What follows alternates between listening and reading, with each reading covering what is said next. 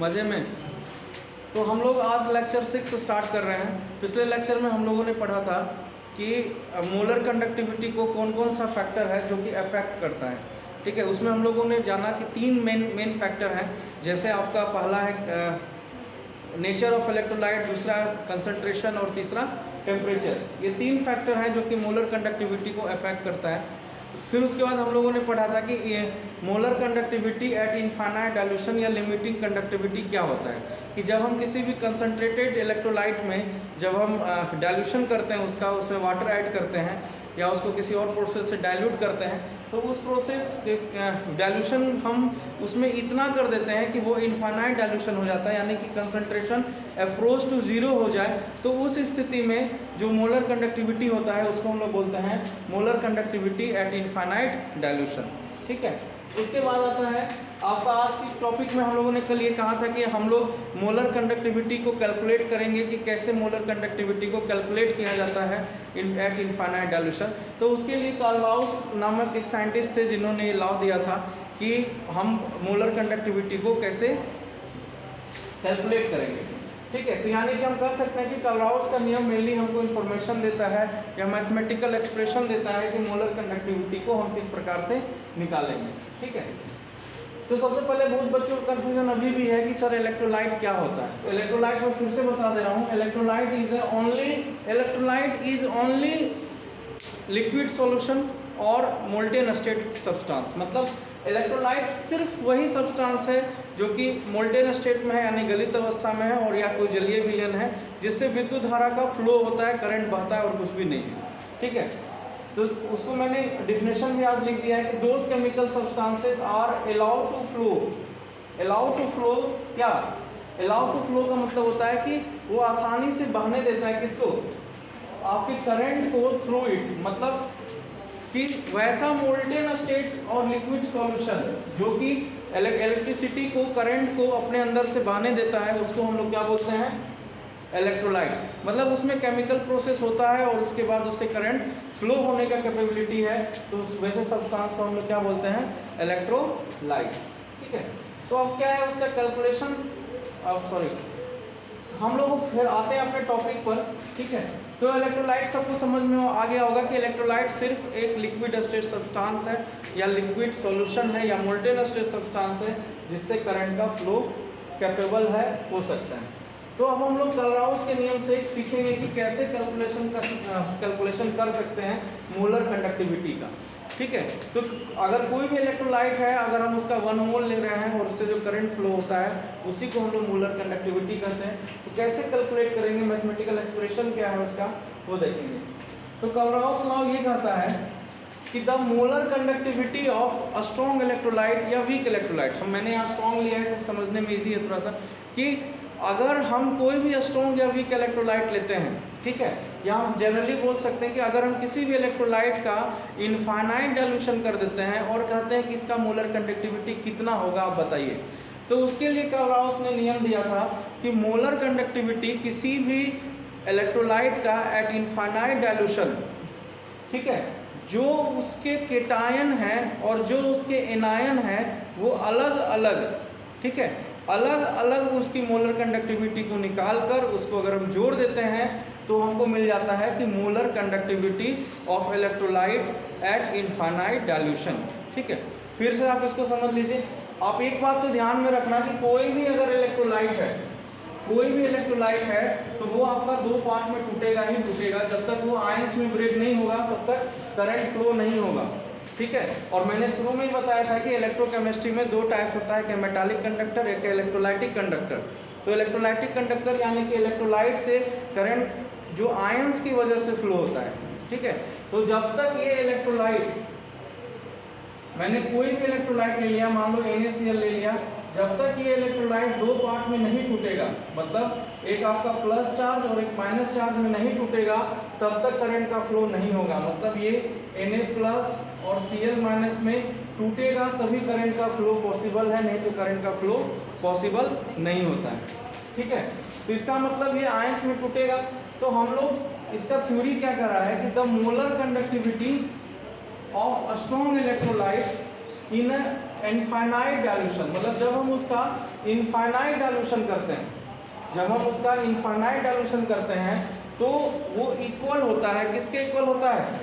Equal होता है total sum of molar conductivity of cation, मतलब molar conductivity of cation and anion, और anion मतलब पॉजिटिव चार्ज और निगेटिव चार्ज, हम दोनों का क्या कर देते हैं एट इनफाइनाइट डाइल्यूशन पर मोलर कंडक्टिविटी को कैलकुलेट कर लेते हैं और क्या करते हैं टोटल सम, उसको क्या करते हैं जोड़ देते हैं, तो हमको क्या मिल जाता है molar conductivity eight infinite dilution.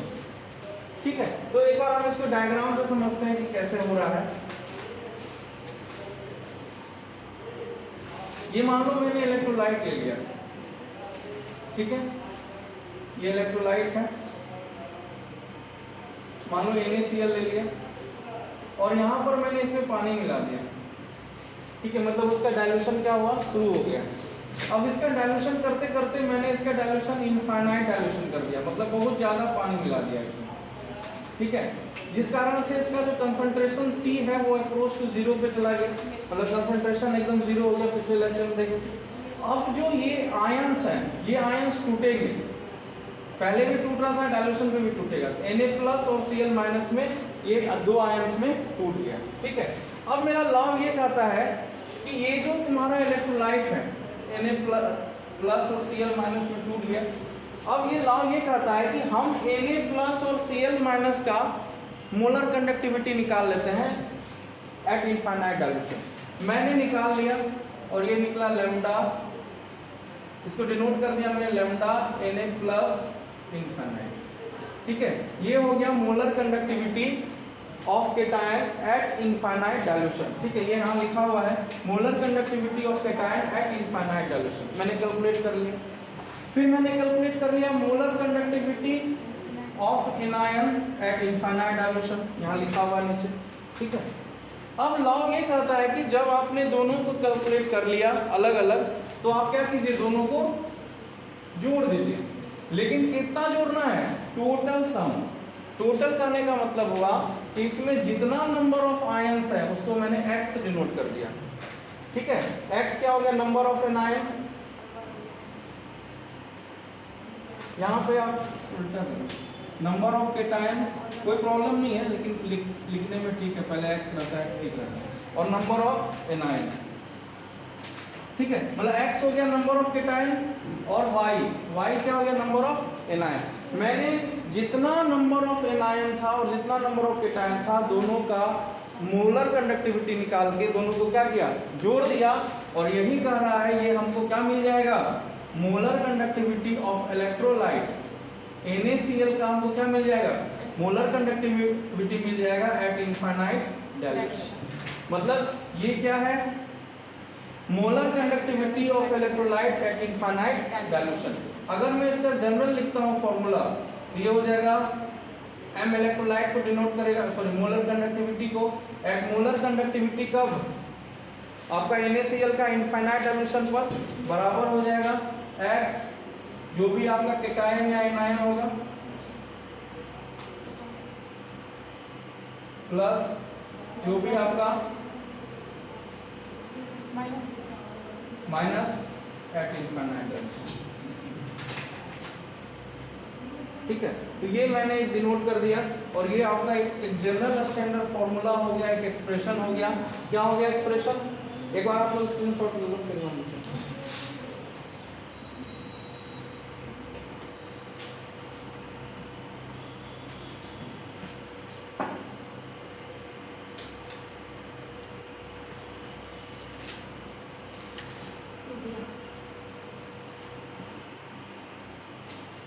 ठीक है।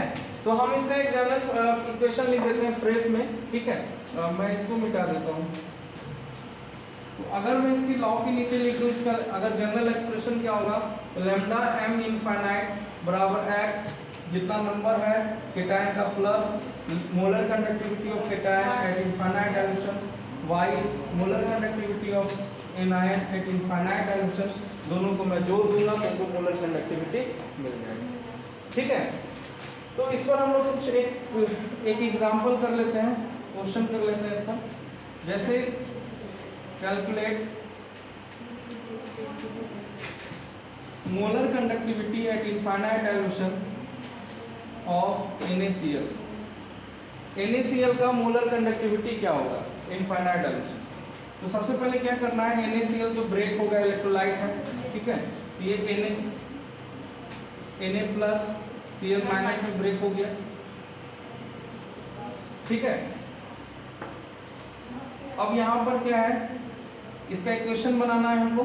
तो यहाँ देखेंगे कि यहाँ कितना Na प्लस है 1, यहाँ कितना Cl माइनस है 1, मतलब हमको क्या मिल गया x और y मिल गया 1, मतलब x का वैल्यू कितना आ गया, y का वैल्यू 1 आ गया, ठीक है, हो गया। अब इसका एक्सप्रेशन लिखना है, एक्सप्रेशन बहुत इजी है लिखना, यहाँ मैंने वैसे लिख दिया है, एक बार इसी को मैं फिर से समझा दे रहा हूँ। तो यहाँ लिख देंगे लैम्डा इनफाइनाइट NaCl, ठीक है, तो किसका इलेक्ट्रोलाइट का निकालना है मोलर कंडक्टिविटी, बराबर x कितना है 1, तो 1 into lambda infinite Na plus plus 1 into lambda क्या हो जाएगा Cl माइनस एट इनफाइनाइट, यही आपका आंसर हो जाएगा, ठीक है। एक एग्जांपल और ले लेते हैं, बी नंबर ले लेते हैं, BaCl2 का लैम्डा इनफाइनाइट m क्या होगा, ठीक है। तो सबसे पहले तो देखेंगे BaCl2 किस में ब्रेक होता है, ये ब्रेक हो जाएगा Ba2 प्लस में, अब प्लस यहाँ पे क्लोरीन आपका 1 नहीं 2 है, तो इसलिए यहाँ पे 2 इंटू Cl माइनस होगा, यहाँ जो है ये आपका 2Cl माइनस में ब्रेक होता है, मतलब ये Cl माइनस को मिला के Cl2 लिखा हुआ है, इसलिए यहाँ पे जो नंबर ऑफ Cl माइनस है वो कितना हो जाएगा 2 हो जाएगा, ठीक है। बस इतना ही करना था इसमें। इसमें मेरा x का वैल्यू कितना है 1 और इसमें मेरा y का वैल्यू कितना है 2, ठीक है। तो इक्वेशन क्या बनेगा, लैम्डा BaCl2 एट इनफाइनाइट बराबर क्या हो जाएगा 1 into lambda Ba2 plus eight infinite plus क्या हो जाएगा 2, y की जगह कितना आ जाएगा, देखिए ये फॉर्मूला पे डालो, y की जगह कितना हो जाएगा केटायन का 2 इंटू क्या हो जाएगा Cl माइनस के लिए क्या होगा molar conductivity lambda minus infinite, तो माइनस यहाँ कौन है Cl माइनस है, यही आपका फाइनल इक्वेशन, ठीक है। इस तरह से हम लोग एक्सप्रेशन निकालते हैं मोलर कंडक्टिविटी का, अगर स्ट्रॉन्ग इलेक्ट्रोलाइट है तो। वीक इलेक्ट्रोलाइट को इसी को थोड़ा रिफॉर्म करके दोबारा लिखा जाता है और उससे वीक इलेक्ट्रोलाइट का मोलर कंडक्टिविटी निकल जाता है। तो मतलब कि कार्लराउस ने मतलब कि एक मेरे को ये बताया कि molar conductivity eight infinite dilution किसी भी इलेक्ट्रोलाइट का हम कैसे कैलकुलेट कर सकते हैं मैथमेटिकली, कि अगर केटायन एनायन को जोड़ दिया जाए तो मुझे मिल जाएगा। आप ऐसे भी इसको समझ सकते हैं, मान लीजिए आपके एक पॉकेट को इलेक्ट्रोलाइट मान लीजिए, एक पॉकेट में 1 रुपया का 5 सिक्का है और 2 रुपया का 5 सिक्का है, तो टोटल रुपया कितना होगा 3 तो नहीं हुआ, 2 1 3 तो नहीं हुआ, तो पहले 1 को गुना करेंगे किससे, 1 रुपया को गुना करेंगे 5 पीस है 5 से, फिर 2 को गुना करेंगे 5 पीस से, तब हमको जाके उसका टोटल रुपया पता चलेगा कितना है। उसी तरह से इसमें भी है कि आप केटायन और एनायन की मोलर कंडक्टिविटी को टोटल नंबर के साथ मल्टीप्लाई करके जोड़ दें और हमको उस इलेक्ट्रोलाइट का मोलर कंडक्टिविटी मिल जाएगा एट इनफाइनाइट डाइल्यूशन, सिंपल सा है, ठीक है। आज भर यही रहने देते हैं, आगे हम लोग इसके लेक्चर 7 में देखेंगे, ठीक है। Thank you. और आज एक इन्फॉर्मेशन भी देना है, क्योंकि हम लोगों के कोचिंग का अपना ऐप एक रेडी हो गया है, ये बहुत अच्छी बात है, सब स्टूडेंट को बधाई हो। आप ऐप को गूगल प्ले से जाके इंस्टॉल भी कर सकते हैं, CB कंसेप्ट क्लासेस के नाम से है, ठीक है। तो आप यहाँ से जाके ऐप को डाउनलोड कर लें और उस पर जो भी वीडियो है STT मटेरियल है वो अपलोड होता रहेगा। लाइव क्लासेस इसी ऐप के थ्रू चलेगी। तो वीक इलेक्ट्रोलाइट का मोलर कंडक्टिविटी कैसे कैलकुलेट किया जाता है, तो वीक इलेक्ट्रोलाइट का जो मोलर कंडक्टिविटी है वो तुम्हारा स्ट्रॉन्ग इलेक्ट्रोलाइट के हेल्प से किया जाता है। अगर हमने स्ट्रॉन्ग इलेक्ट्रोलाइट का मोलर कंडक्टिविटी निकाल लिया एट इनफाइनाइट डाइल्यूशन, तो उसका कुछ प्रोसेस है रिफॉर्मेशन से हम लोग निकाल लेते हैं वीक इलेक्ट्रोलाइट का, ठीक है। तो कैसे करते हैं उसको देखो, कैलकुलेशन ऑफ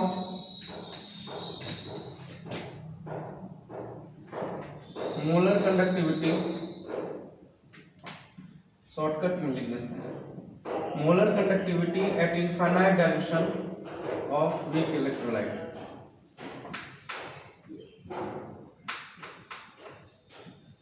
तो मान लो कि तुमको कहा जाए कि molar conductivity of infinite dilution calculate कीजिए वीक इलेक्ट्रोलाइट का, और एग्जांपल दिया हुआ है तुमको CS3COH।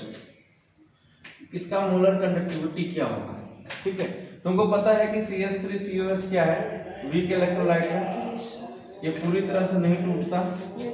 ठीक है, ये टूटेगा तो CS3CO minus plus H plus में टूटता है। ठीक है, तो इसमें हम लोग करते क्या है, इसमें करते हैं adding a strong electrolyte,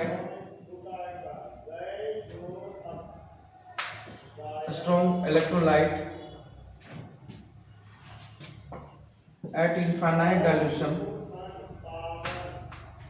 of NaCl। मतलब हम एग्जांपल में ले लेते हैं कि दो हमको ऐड करना है क्या, NaCl को। ठीक है, NaCl को क्या करना है, हमको ऐड करना है। तो अगर हम मोलर कंडक्टिविटी निकालेंगे CS3COH का, तो वो निकल जाना चाहिए था इस तरीके से।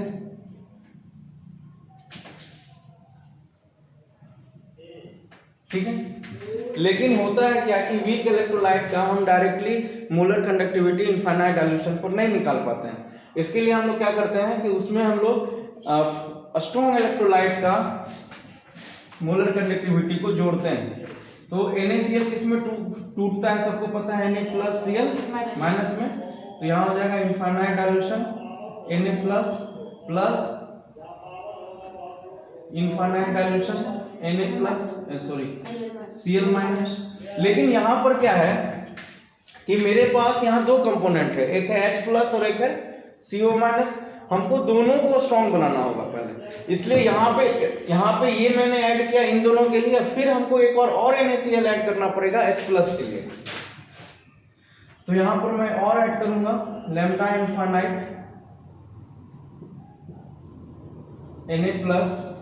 Na+ lambda infinite Cl minus.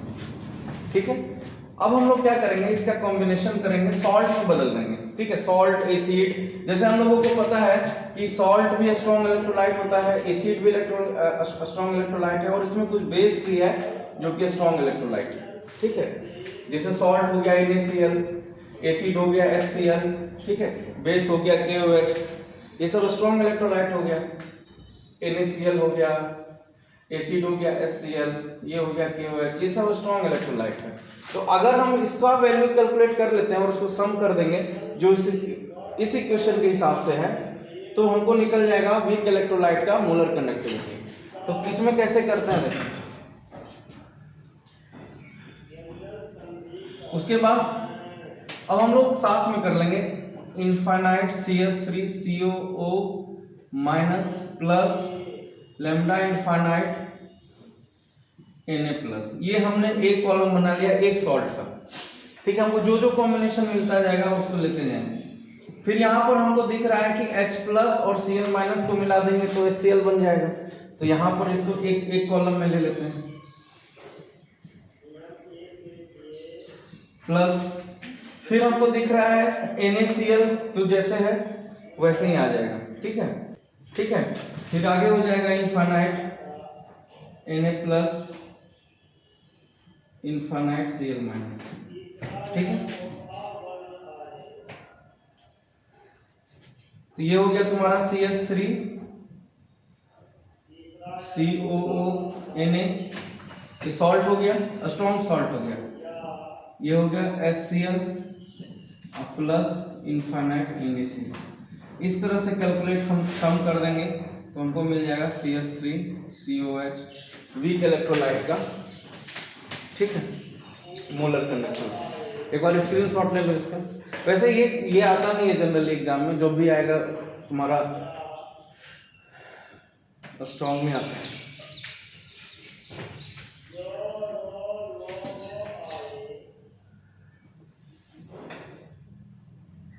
ठीक है।